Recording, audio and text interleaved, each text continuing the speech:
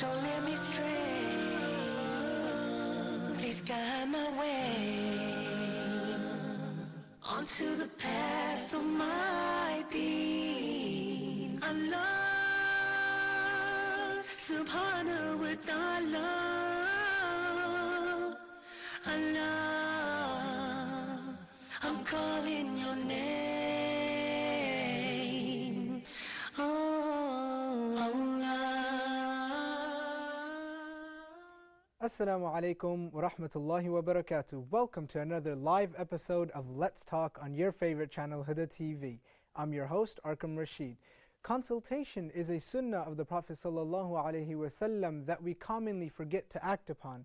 Or matter of fact, we don't even realize that it is a sunnah of the Prophet sallallahu alaihi wasallam. So today on Let's Talk, we decided to speak about the importance of consulting others. So let's start off as usual by introducing and welcoming our guest for today.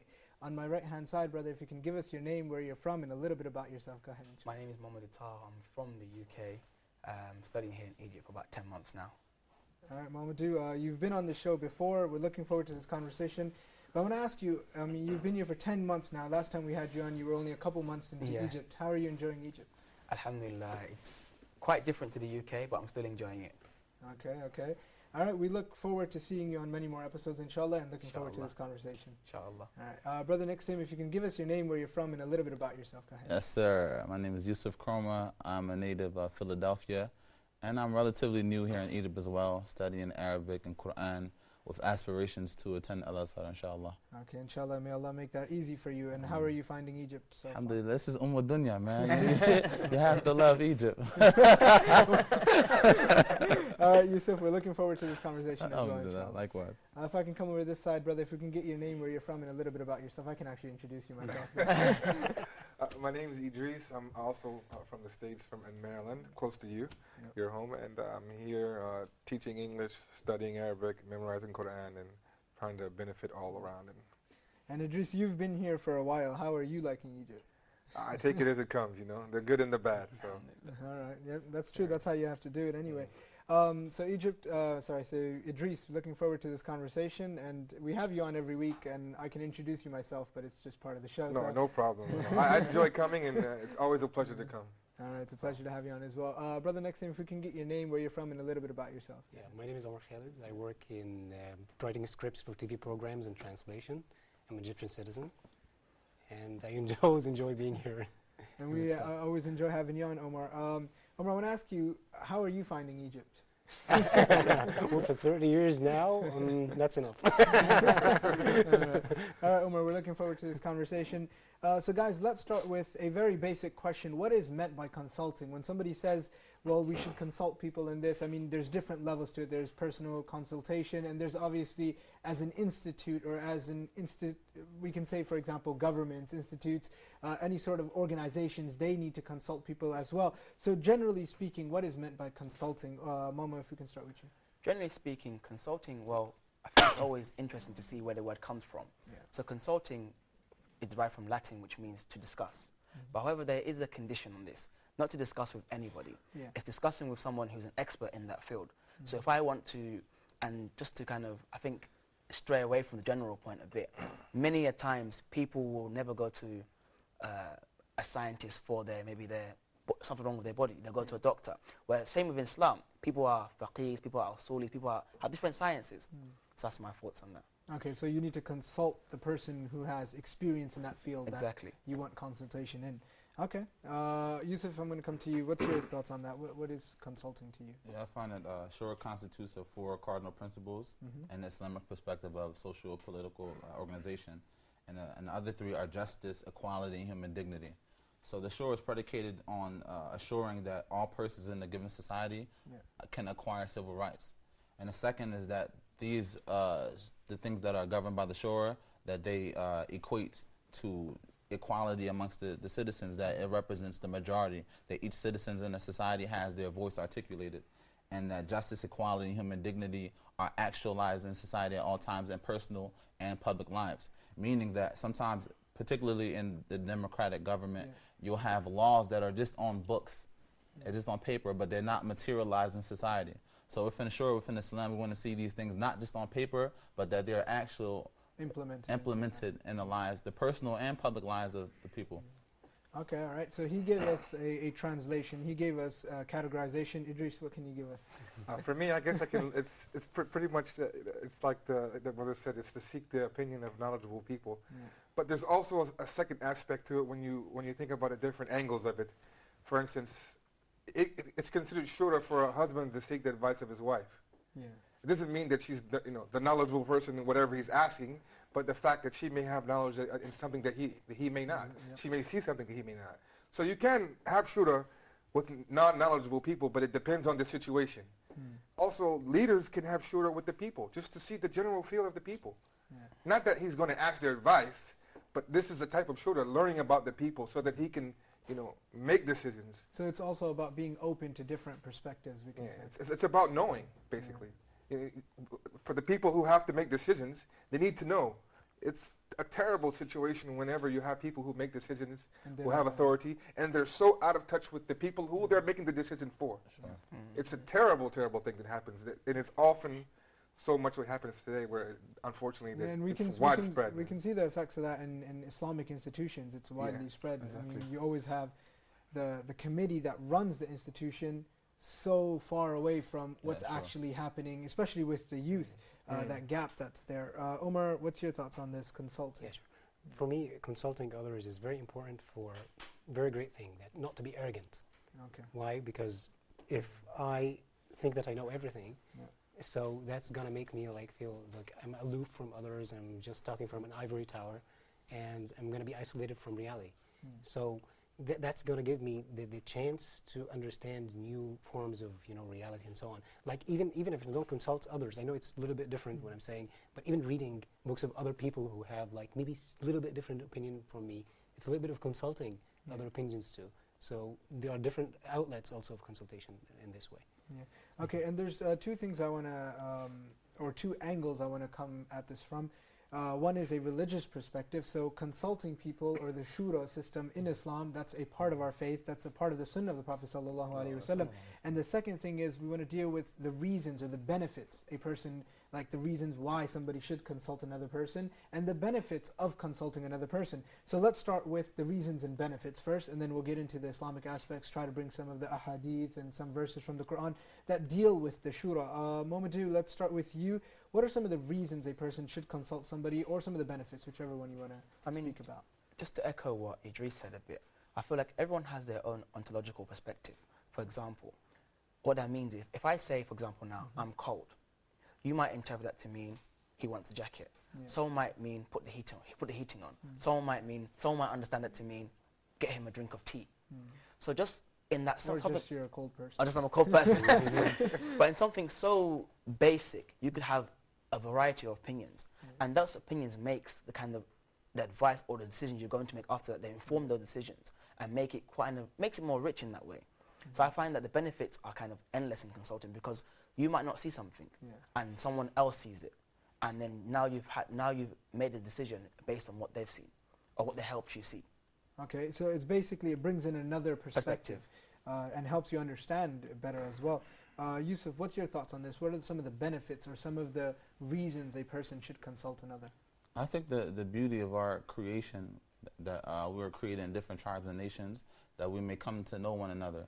So you have people that come from different parts of the world that were acculturated differently, and when these perspectives come together, it creates a sort of greater sort of thought. So in think tanks, when you have people from different places, different backgrounds, different levels of education, it creates, it builds a system where, every aspect is covered. So, I'm of the belief that the world, even the universe, is like what uni means. One verse means like a poem. So it's like one poem. Each person has a specific line or place in the universe, and it all comes together beautifully. So this is like the sort of system in Shura. Each person has their line, each person has their own perspective, and when we come together, it makes something beautiful.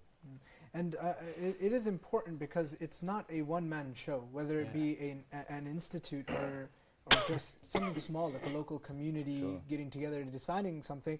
I mean, sometimes you have a person who thinks he's in charge and his opinions are the ones that are the most important, but that's not the case. It's not a one-man show. everybody, every single person brings something to contribute. Every single person, no matter who it is. Because he's seen life from a different angle that you haven't seen life from, so he has something that he can share with you. Idris, I want to ask you the same question. Some of the reasons a person should consult another, or some of the benefits. Okay, for me, I think it's sort of an overlapping thing, the benefits and reasons, but I would say that the first thing that comes to mind would be that the benefit is that when a person who's making the decision, who has the authority or the lead to make the decision that's going to affect other people, they are able to make a decision that's benefiting the people. As versus that, he may make a decision without consulting that is detrimental to the people, but he doesn't know it because he didn't consult. So the benefits is that you give people what they want and it benefits them, and the reason is so that you don't oppress them. Well, unknowingly oppress them. I may think it's a wonderful thing, but I haven't talked to you, and then after talking to you, I think, you know what, maybe that was a bad decision. Sure. So the benefits is to save yourself and the person who you're making the decision for. Because shura is for what? It's for leadership, whatever role that may be. Understanding. Yeah, it's a person who's leading, making decisions. That's what shura is for. A side effect is that you need to have the people that will listen to the leader. You can't have shura and they're like, I don't like your decision. There has to be a leader, and shura has to be made. And when he makes a final decision, they have to, abide by it. So, but that's a side note. Yeah. Okay. Omar, what's your thoughts on this, and then we'll get into the religious aspect. I just wanted to touch upon one point, like Brother Muhammad we talked about consulting the experts and so on, in a comparison between shura and democracy. Like in the West, for instance, one incident of like banning smoke in the United States, and of course we have American people here that they can correct me if I'm wrong. They cannot ban it even when the experts say that it is harmful, and billions of dollars are spent, wastefully without any reason. But because they have something like called freedom of speech, they make it like something very sanctful, something holy, in a way that is not going to benefit them, right? But in shura we have like the limits. We have the limits that we have to know if this is something harmful, even if the majority wants it. No, we're not going to allow it. It's not like a carte blanche or something like given to everyone. Like if it is good or bad, of course we depend on the objective reality, not according to what people see. Okay, so this is and that's in terms of government or government bodies.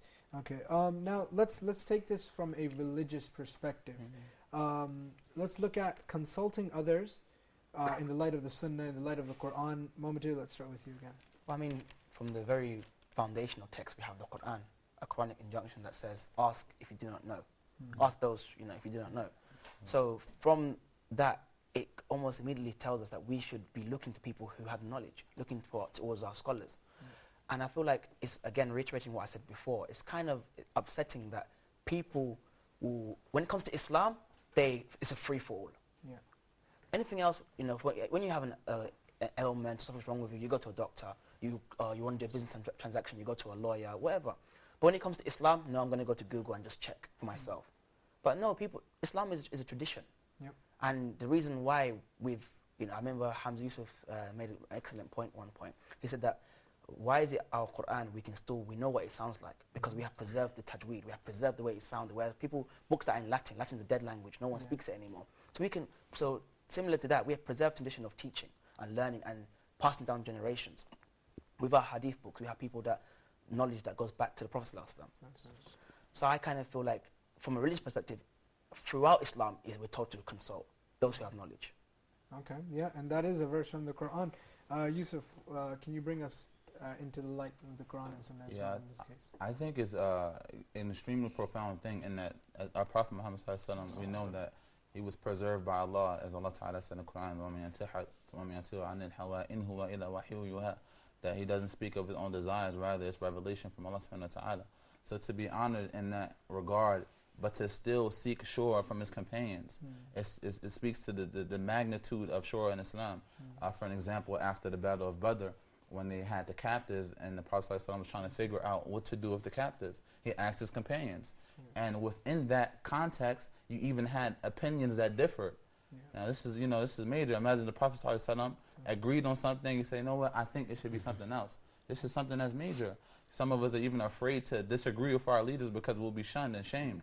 So, you know, we had Abu Bakr and the Prophet ﷺ who agreed that, you know, that the members should be, there should be ransom and they should be given back because of their members. And we know Umar ibn Khattab, he said something else. You know, because we know Umar, right? Mm. And afterwards, Umar ibn Khattab, he left and he came back and he found Abu Bakr and the Prophet ﷺ crying. So he said, why are you crying? You know, if you guys are crying, I want to cry too because I'm your Sahaba, I'm your companion. And it was found out that there were verses that agreed with Umar ibn Khattab's perspective on what should have been done.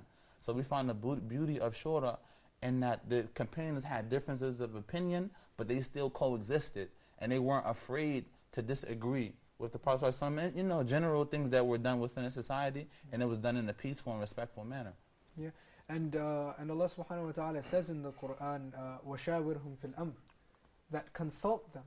And I mean, the point that you brought is very important and vital to remember that the Prophet sallallahu alaihi wasallam received wahi. He received from Allah subhanahu wa ta'ala directly. He received guidance from Allah subhanahu wa ta'ala in everything that he did. Now, if Allah subhanahu wa ta'ala is telling him, consult your companions, it just shows the importance of consulting them. Exactly. Because like we said many times, even in this episode, that it brings a different perspective. Every single companion lived a different life. And they had something to share. They had some ideas to bring. I mean, we can see this in the Battle of the Trench, where the Prophet ﷺ, you know, took ideas from everybody, and Salman al-Farsi came with this idea that, you know, let's dig a trench around the city. And the Prophet ﷺ took his idea. Not only did he consult them, but he also used their ideas. He also made decisions based off of their ideas.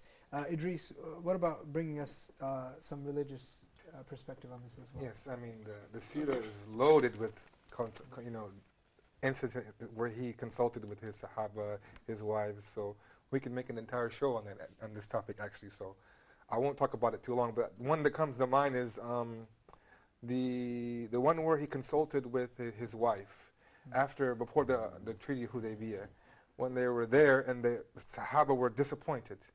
They wanted to make an Umrah, but they were, you know, forced to go back, and the part of the treaty was, you got to go back, not this year, come back next year. So he wanted to continue with some of the rights before going back. And as he ordered them to, you know, to slaughter their animals and cut their hair, they didn't do it. They were in shock. Not because they didn't love the Prophet or any of this, but they were in shock. They just couldn't believe what was going on. Their hearts were broken. I mean, you have to realize that these people were, you know, kicked out of their homes. Imagine kicked out of your home, and now you're this close to going back home, and then you're told, nope, can't go home. So they were in shock. They didn't do it. So he was angry and disappointed, like, why are they not listening to me? Do they want destruction upon them for, you know, disobeying a prophet of Allah? So he went inside angry, and his wife told him, you do it first, and they'll follow you. So this is what? Shura. So he went out, did it, and they followed. So there's lots and lots of other examples, like maybe the story Uthaymin, and let him tell it, inshallah. And I mean, that also brings another point as well, especially for leadership skills. It's lead by example. Exactly. So the Prophet ﷺ's wife told him that you do it first, which is exactly what leading by example is. That as a leader, the Prophet ﷺ did it first, and everybody saw him, and they're like, that's it, we need to do it. Far too often, I mean, it's very rare that you find a leader who leads by example. I mean, in this day and age, it's a diamond in the rough. And whether that be a company, whether that be a sports team, it's very rare to find someone who, you know what, they don't just tell you, they do it, follow my lead. It's so rare. I mean, it's hard to find this, unfortunately. It also speaks to the point, too, that our sisters have pertinent perspectives in Islam, too. Oftentimes, you'll find Shura, and there are no sisters representing the Shura. Their voices are just unheard. But the Prophet ﷺ sought advice on a huge matter with his wife. He actually used to have halakas for the women, and they used to talk to him and come with the problems, and he used to seek their advice and try to fix problems. He didn't just send them off and said, oh, we'll figure it out through their husbands. He used to have time for them. Of course, we know that, like you said, Omar came one time, and they all ran. That's another funny part of the story. But the point is that he used to consult them and see what was going on and make decisions by talking to them. And I mean, it is important, especially to involve the sisters, because they're more than 50% of the ummah. Let's talk about numbers. Exactly. More than 50% of the ummah is our sisters. And to not involve them in anything is just ridiculous. There's no other way to put it. Umar, I'm going to come to you. can you bring us some religious perspective to Shura, inshallah? Yeah, just one incident in Uhud. And we know, of course, that it was a defeat, right? And in the beginning, when the Prophet took the Shura and the consultation ﷺ, from other companions, most of the companions were young. They were just young, not elderly. But most of the elders, they agreed with the Prophet, don't go out of the city, just wait here to fight the enemy. But the youngsters, they said, no, we go outside. So after that, they figured out, okay, after wearing the battlefield, garments and so on, they told the Prophet, okay, we feel that, that no, they felt that we really were a burden on him. We made something on him that he didn't like. So, okay, we change our minds. He said no. And this gives us a lesson. فَإِذَا عَزَمْتَ فَتَوَكَّلْ عَلَى اللَّهِ. Now you take the decision, you take the shura from people, and now you're going to act on it, and you start the process. You cannot stop. Why? Because every time, now and then we can stop, and after that we have another shura, and stop and have another shura. Nothing is going to happen. It's the law of infinite regression. We need action too, because we shouldn't be in this limbo of taking the decision and just get away from the action. Yeah. And I mean, with that being said, it's also important that once we make a shura or once we consult others, whatever the situation, the case may be. So if you're consulting at an institutional level, then obviously there has to be meetings and bring experts in. If you're consulting at a personal level, you're asking your friends, what do you think? Should I do this? Should I take this job? Or should I, apply for this program? Whatever it may be. Once you make your decision, like you said, you go through with it. Yes. You don't keep procrastinating, okay, maybe I'll do it later. Once you made that decision, everybody said this is the way you should do it, or some people said this is how you should do it, this is how you should do it. You weigh the outcomes. All right, this side said if you do it like this, then you're going to have these issues that you're going to face. The other side said you're going to have other issues. You weigh the outcomes and you make a decision, and then you go through with it. You don't keep procrastinating about that. We're going to go for a short break, and as soon as we come back, we will continue with our conversation. I mean, so far we've established the benefits and the importance of consulting others, and we've also brung it in from a religious perspective. As soon as we come back, we will speak about who we should be consulting and how to find the right person to consult, so stay tuned. How perfect my Allah is, and I praise. Subhanallah wa bihamdihi, subhanallah. How perfect you are, Allah. Subhanahu wa ta'ala. We hate on each other. We're fighting. Many people judge Islam based on what the Muslims do. The fact is, Islam is perfect, but the Muslims are not. However, it is not hard for us to implement, and there are ways for us to be the ideal Muslims. Join me, Dr. Rayyan Arab, in this new program, The Ideal Muslim, so that we could discover the ways of how we could be ideal Muslims.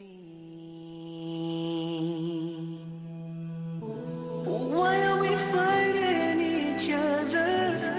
Life is short, time runs away. Huda TV strives to remain the premier English language Islamic channel in the world. And to do so, we need your input. Send us your thoughts, suggestions and feedback through email at feedback@hoda.tv.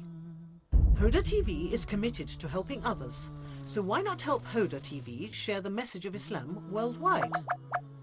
Take part in helping spread the authentic message of Islam based on the Quran and the Sunnah throughout the world by sponsoring Huda TV. Don't miss this unique opportunity to gain the reward from Allah. TV commercials motivate viewers into immediate action and to sway consumer loyalty from one brand or service to the other. That's why we're here for you, to help you sell your products and services by using creative ideas that bring life into your own TV commercial. Advertise your business and branded products and services on Huda TV. We will offer you fast-paced and energetic 30-second affordable TV spots. Advertise on Huda TV. Acquire fresh customers and stay within your budget. For more info or to receive a quote, please send your inquiries to advert@Huda TV. Huda TV. Allah, subhanahu wa ta'ala. Allah. Welcome back to Let's Talk. Now, before we went for that short break, we were speaking about the benefits of consulting others, and we spoke about consulting others from an Islamic perspective, that Allah subhanahu wa ta'ala mentions it in the Quran. He tells the Prophet ﷺ to consult his companions, and we also spoke about the companions consulting each other. Now what we want to do is speak about how do you know who to consult and how to find the right person to consult. Mamadou, if we're going to start with, if we could start with you actually, how do you know who to consult and how do you find this person that you need to consult? For me personally, I find that it's someone who understands my situation, someone who understands my reality, because there's a lot of, for example, Islamically, specifically Islamically, there's a lot of khair and good online. A lot of, for example, websites for fatawa, a lot of TV stations where, however, that is a distant land, many of times. So for me, if I'm in the UK, I would consult local scholars, and not just local scholars, but someone who I personally feel understands the time we live in. Someone I feel, and someone more than that, someone I feel I can trust. I think sometimes you want to speak and be open about how you feel about something. Yeah, of course. But the situation you're in or the mosque you're attached to doesn't allow that. So I want to consult someone I feel I can trust and someone who I feel understands the reality, and therefore they cater their answers accordingly. Yeah. Okay, so someone who understands what's going on and somebody who you can trust so you can be open. Exactly, but however, that's in the UK. Okay. In Egypt, I would consult yourself personally. You know, someone who's I feel at an institution that is over 1,000 years old, that is respected worldwide. I feel like on religious affairs, I would consult you. So you're saying that you wouldn't consult me in the UK, though? All right, Yusuf, I'm going to come to you. What's your thoughts? Who do you think you would consult, or generally a person, who should he consult? How should he find this person that he needs to make consultation with? I'm in agreement with my brother here. Before I consult anybody, firstly, you know, my criterion is that they are knowledgeable. As Allah Ta'ala said, فَاسْأَلُوا أَهْلَ الذِّكْرِ إِن كُنتُمْ لَا تَعْلَمُونَ. So if you don't know something, you need help, you want to come to an awareness of something, you go to the person that's the most qualified, that has the most knowledge. But I don't believe that knowledge in itself is just enough. As you said, someone that I trust. So the person has to also be trustworthy and truthful. Because you may have a person that has the knowledge, but they withhold it. As Allah Ta'ala talked about in the Quran with Yahud. وَلَا تَلْبِسُوا الْحَقَّ بِالْبَاطِلِ وَأَنْتُمْ تَكْتُمُوا الْحَقَّ أَفَلَا تَعْقِلُونَ. Don't exchange truth for falsehood while you know the truth. So there's some people, for their own personal gain, for their own, you know, whatever reasons they have, they will withhold truth from you or give you selective truth. You know, and this isn't good as well. And the last aspect, I believe, is the hikmah, because you may have a person that knows and that's truthful, but they don't know how to put the knowledge in its proper perspective. That's what hikmah is, to put things in its proper place. And the opposite of hikmah is oppression, is dhulm, to put things where they don't belong. So you may tell me the truth, and you may have an understanding of it, but you may tell me at the wrong time, in a wrong way, at a time, or in a way that I may not understand. So the person has to have the proper knowledge, they have to be truthful and trustworthy, and they have to have hikmah, some wisdom. Yep, and I mean, adding on to those points, I think, me personally, I think it's very important for people to consult their parents as well. Sure. They might not be experts in that field. You might need to consult other people as well, especially if it's a very specific thing. But to consult your parents is important because your parents are the only ones out there that want good for you, that want 100% good without anything in return. They don't want anything in return. That your mother doesn't want anything from you, but she wants the best for you. So it's also important to put it to your parents, what's your thoughts? I'm thinking about doing this. I'm thinking about opening a new company. I'm thinking about applying to a certain school. It's important to consult them because they'll give you their ideas, whether you take their decision or not. But they will give you their honest thoughts. And like you said, many times people hide and they don't give you the full truth. But your parents won't do that. They'll never do that. Idris, what's your thoughts? Who do you think a person should consult? I think, personally, when it comes to non-religious things, I tend to consult people who have not only the knowledge. I find them very knowledgeable, but they have the experience. Because I often find people that they may understand and know it, but they haven't done it long enough to know. It's like, would you prefer to go to a doctor who's been working for 3 years, or a doctor that's been working for 30 in the heart field. I think I'd prefer the doctor that's been working for 30 years. He has a bit more experience. I mean, for this type of thing, this is what I personally do. For religious things, for me, in my history, I've consulted people who, it's sort of a different angle than what most people said. Of course, I knew they were grounded in knowledge. I knew this. And I knew that, they were, I considered them to be wise for themselves. But I think the most important thing for me was their adab and akhlaq, the way they treated, the way I saw them act. When I was learning and coming up learning with the Sheikh Jafar Idris, Hafidullah, he probably had the biggest impression on me than anyone else. And I don't even think he knew it. He was just being himself. He wasn't doing it for my benefit. He was doing it because that's just how the knowledge made him, mold him to be. So for me, I ended up consulting him more than anyone else because of the way he made me feel. And the way he disseminated the knowledge. The way he could give it to you was a special way to me. It's just, he understood. He had a mountain or a deep wall of wisdom coming from the guy. So for me, I think outside of knowledge, which is a given, I think, knowledge and wisdom, it was how he acted. I mean, because I've seen people who have knowledge and wisdom, but their attitude is more. They make you feel like you're trash. Like I don't even want to talk to this guy. Like he's knowledgeable and he might have wisdom, but he's getting on my nerves. Because of the way he acts and the way he says things, he doesn't understand me, like the brother said. So you need somebody who has this. You were like the brother there. I was like, what? So you need somebody who has this blessing from Allah Subhanahu wa Ta'ala, because it comes from Allah Subhanahu wa Ta'ala and Allah only. This type of person. So. And the scholars used to say that true knowledge is within the akhlaq of the ulama. It's not how much they know, it's the way they behave and the way they act. And the students used to learn the akhlaq before they learned the ilm. Like, I'm sure brother knows about Imam Malik.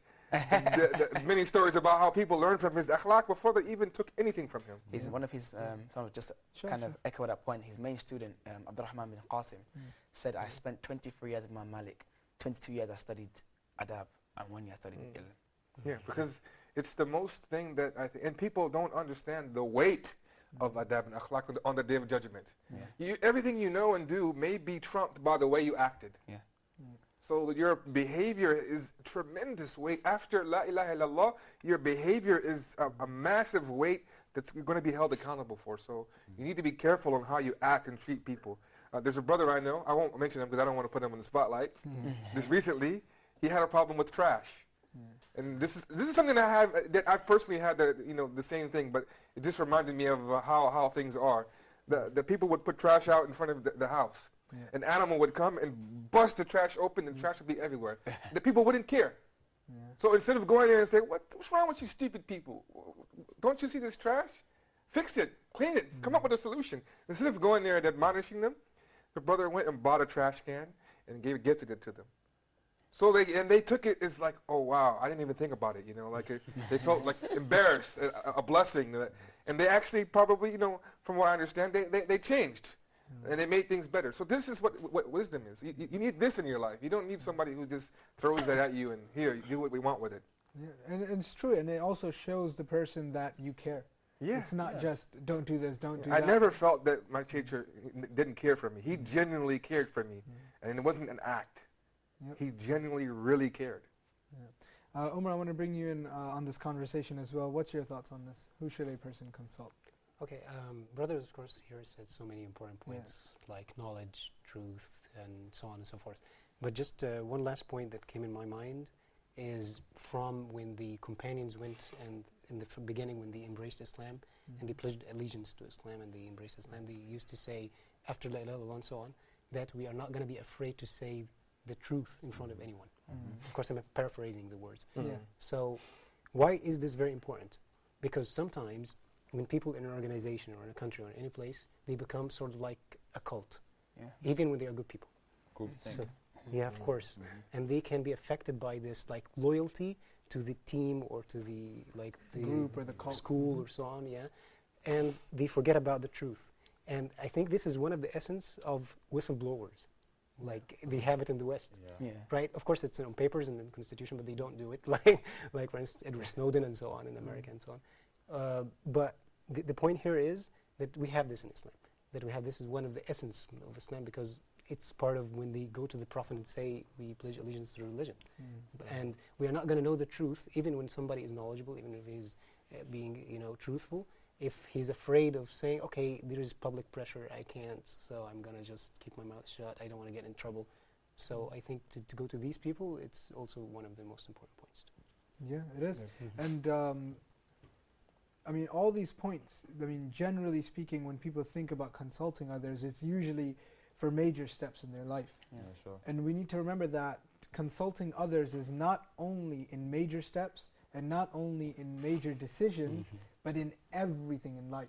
Whether it be the smallest thing, whether it's Idris deciding whether he's going to go to Azhar Park this weekend, and he asks his friends, all right, what's your thought? Should I go to Azhar Park or should I go to a different park? The smallest things, the Prophet ﷺ, this is from his sunnah. And each time you consult with that intention in mind, that I'm doing this because the Prophet ﷺ said it's important to consult, it's important to take another person's perspective into consideration. That's what the Prophet ﷺ has taught us, that we need to take another person's perspective into consideration and then make our decision.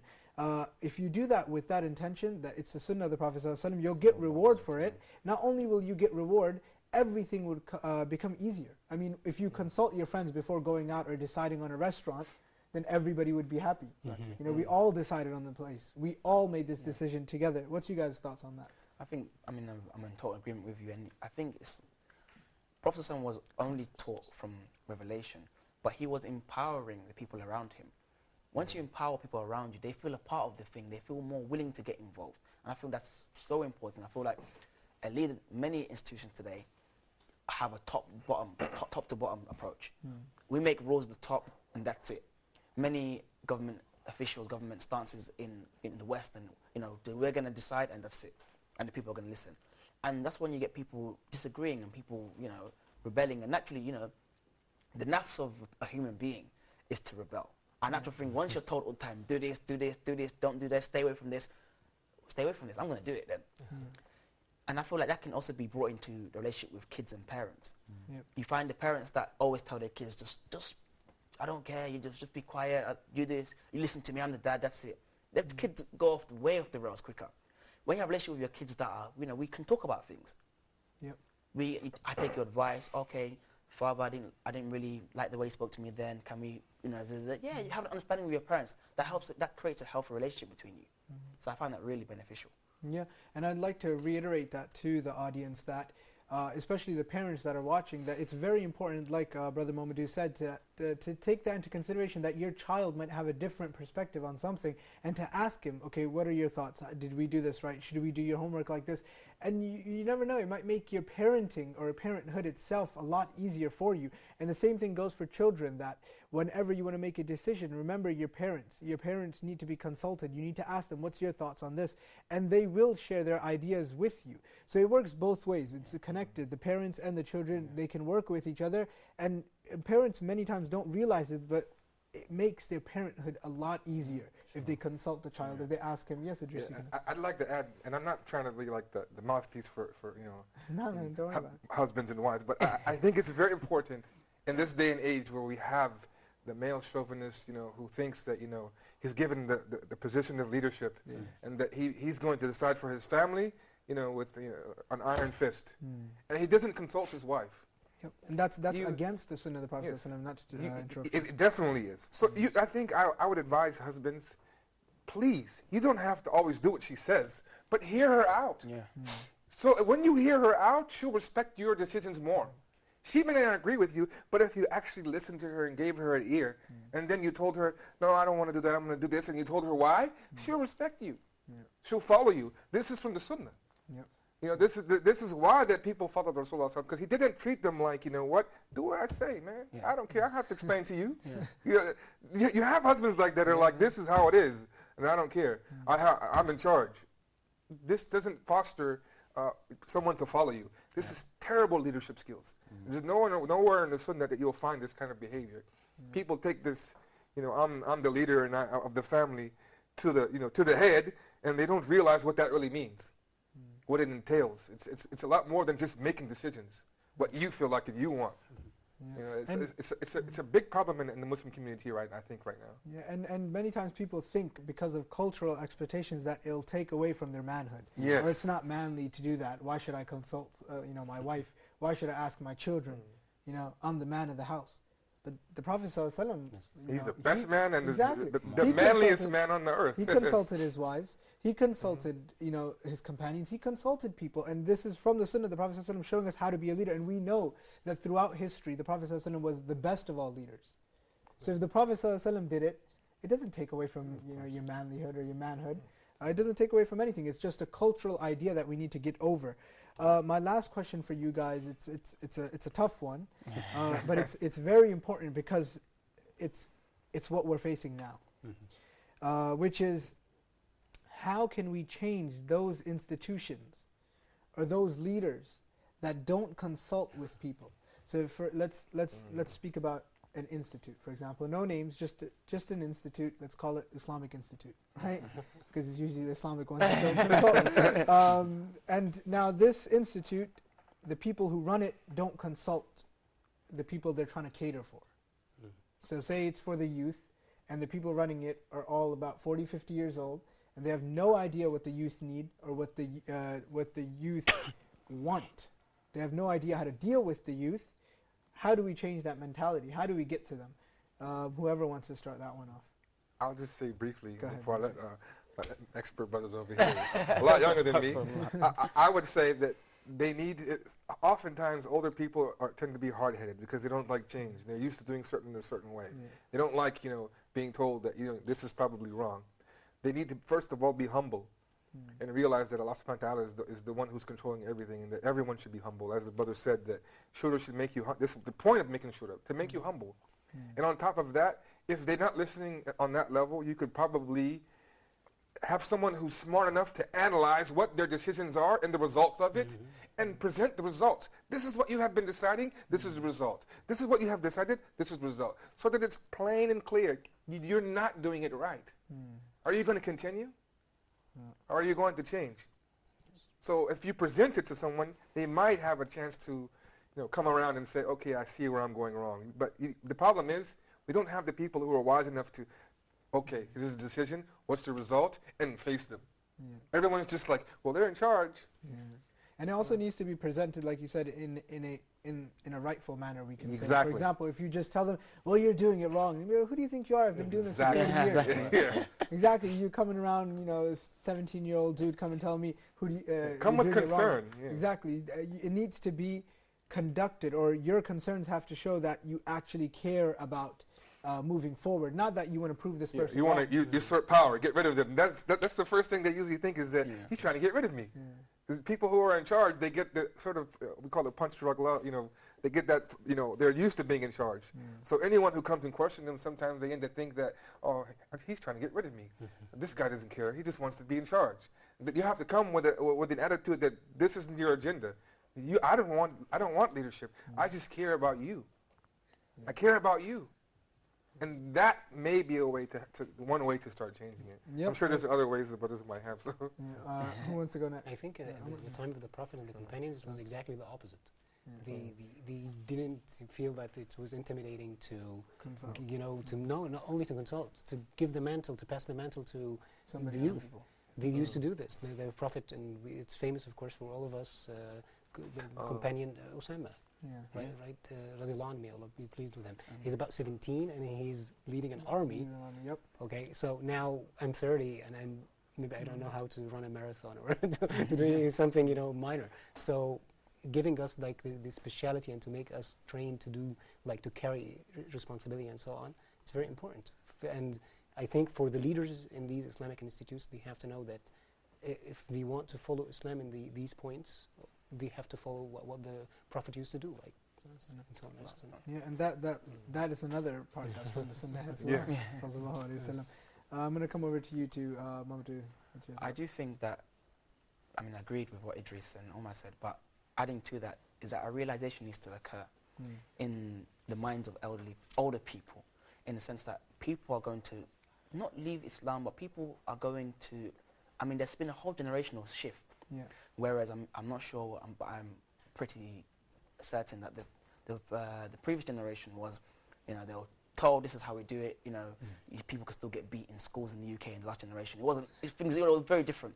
Now we're told in our generation to question, to challenge. This is what our education is told, to challenge people and question, and don't just take it for what it is. And that is kind of a conflict with Islam, because Islam tells you believe and you just believe. And people are having this question, not doubts, but having questions about certain things.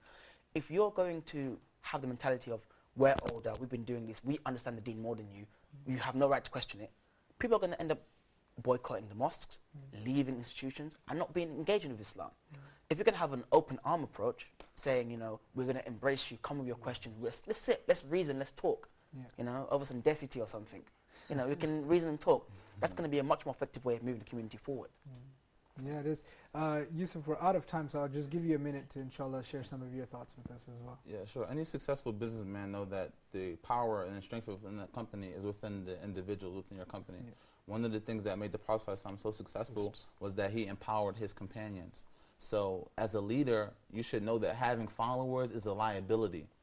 Because if you're wrong in your leadership and everyone is just following you, no one's going to correct you. What's better, more beneficial, is to have colleagues, is to have people that are of equal stature with you, that can correct you, that can, sort of exchange ideas with you. But if you just have people which are just mindless people, just do exactly as you say, and no one will challenge you or, seek to, better your idea, you won't have a successful business or institution at any level. Yeah, and it always develops with that shura. Yeah. All right, I want to thank all you guys for coming out here and joining us. It was a wonderful conversation. I mean, there's a lot more we could have spoke about, but unfortunately we're out of time. So thanks again for joining us here on Let's Talk. Thank you very much. Dear viewers, I hope you guys benefited from today's program. Let's try our best to revive the sunnah of the Prophet ﷺ, which is consulting others. Let's try to get their perspective whenever we make any decision. And remember that point where parents, you need to try your best to consult your children to whatever extent you can. I know sometimes it might be hard, but try it with something small. Let's say their homework or something at school. Try to consult them, see their thoughts on this, and see how that works out for you in terms of your parenthood. With that being said, may Allah subhanahu wa ta'ala bless us all. I'll see you inshallah next week on Let's Talk, and until then, Assalamu alaikum wa rahmatullahi wa barakatuh. How perfect my Allah is, and I praise Him. Subhanallah wa bihamdihi, Subhanallah. How perfect you are, Allah.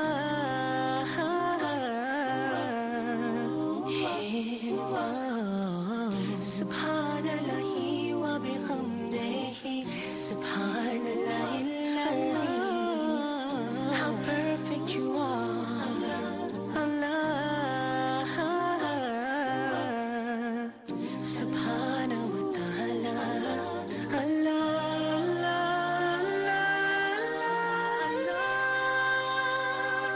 Subhanahu wa ta'ala,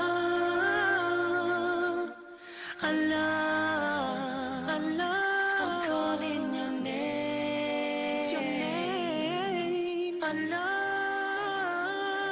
I call you, I need you, Allahu Akbar, Allah. Your mercy is great.